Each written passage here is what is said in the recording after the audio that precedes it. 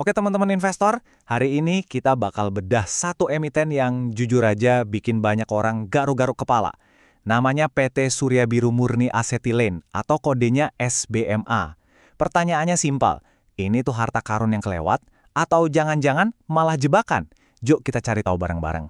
Nah, ini dia yang bikin bingung. Kalau kita lihat dari satu sisi, valuasinya murah banget, gila. Diskonnya lebih dari 50% dari nilai aset bersihnya. Jarang-jarang lo nemu yang kayak gini. Tapi, di sisi lain, coba lihat laporan keuangan terbarunya. Labanya anjlok 88%. Angka yang bikin ngeri kan? Inilah teka-teki yang harus kita pecahkan. Jadi, pertanyaannya jadi simpel kan? Apakah SBMA ini cuma value trap klasik yang kelihatannya murah padahal busuk?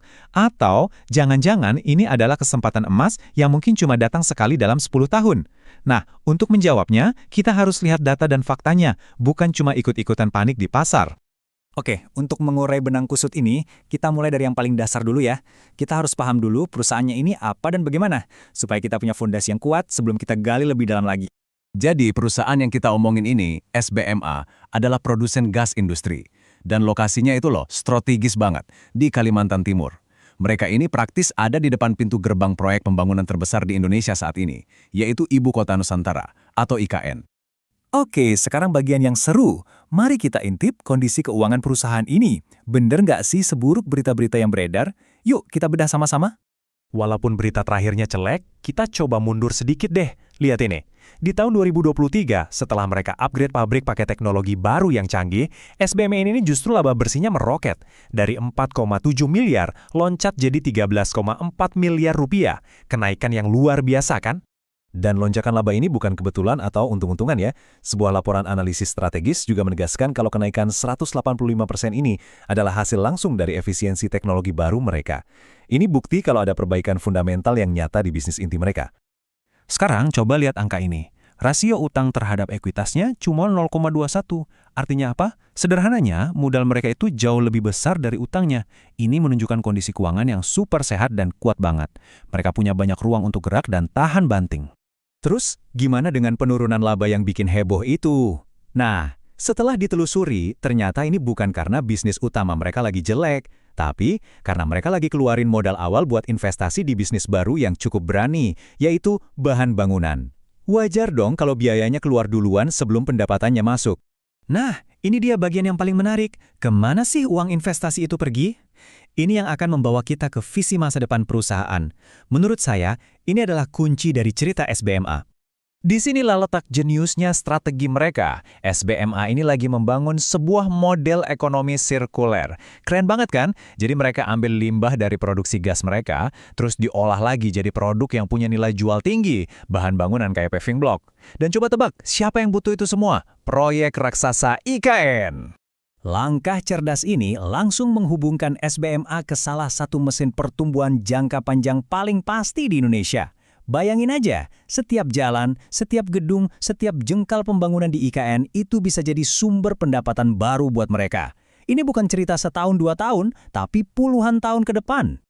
Oke, kita udah lihat bisnisnya, kita udah lihat prospek masa depannya. Sekarang pertanyaan paling penting, berapa sih nilai wajar perusahaan ini? Dan berapa harga yang ditawarkan pasar sekarang? Yuk kita cari diskonnya. Tabel ini nunjukin segalanya. Coba bandingkan SBMA dengan kompetitor raksasanya, AGI. Harganya dibanding nilai bukunya atau PBV-nya cuma 0,47. Sementara AGI dihargai 2,65 kali, jauh banget. Begitu juga PE ratio-nya. Pasar rela bayar 170 kali lipat laba AGI, tapi buat SBMA cuma 9 kali lipat. Kelihatan kan? Mana yang murah? Sebelum kita lanjut, saya mau jelaskan cepat satu konsep penting dalam investasi. Namanya nilai buku per saham atau BVPS. Gampangnya, ini tuh nilai aset bersih perusahaan kalau dibagi per lembar saham. Ibaratnya, kalau perusahaan ini dijual hari ini, inilah nilai yang jadi hak kita sebagai pemegang saham. Nah, berdasarkan laporan keuangan SBMA sendiri, nilai aset bersih per lembar saham mereka itu ada di angka Rp257. Coba, ingat-ingat angka ini ya. Ini nilai aset real, bukan cuma spekulasi pasar. Sekarang kita coba lihat dari sudut pandang lain. Para analis yang pakai metode perhitungan arus kas masa depan atau DCF juga sampai pada angka yang mirip. Mereka menghitung nilai wajar SMBA itu ada di kisaran Rp250 per saham. angkanya dekat banget kan sama nilai bukunya. Ini konfirmasi yang kuat. Dan inilah puncaknya, momen ahanya. Pasar saat ini ngejual saham ini cuma seharga Rp122. Padahal nilai wajar berdasarkan aset dan potensi keuntungannya ada di sekitar Rp250.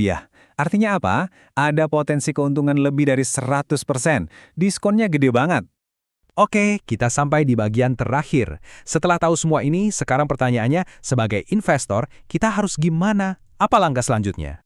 Nah, sebagai investor, kita selalu ada di persimpangan jalan ini. Risikonya jelas ada. Laba jangka pendeknya jelek, bisnis barunya belum tentu berhasil, dan sentimen pasar bisa aja tetap negatif. Tapi, imbalannya juga jelas banget. Potensi untung gede, keuangannya super kuat, punya cerita pertumbuhan jangka panjang yang jelas, dan yang paling penting, ada bantalan pengaman yang tebal di harga sekarang. Kutipan dari analis ini menegaskan salah satu prinsip paling penting dalam value investing, margin of safety. Batas aman ini adalah selisih antara harga murah yang kita bayar dengan nilai wajar yang kita dapat. Semakin besar selisihnya, semakin kecil risiko kita untuk rugi permanen. Dan di SBBMA, selisihnya ini sangat besar.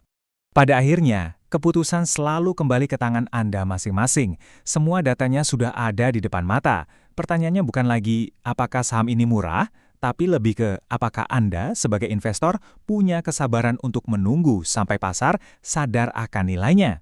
Jadi apakah ini harta karun yang Anda cari? Coba direnungkan.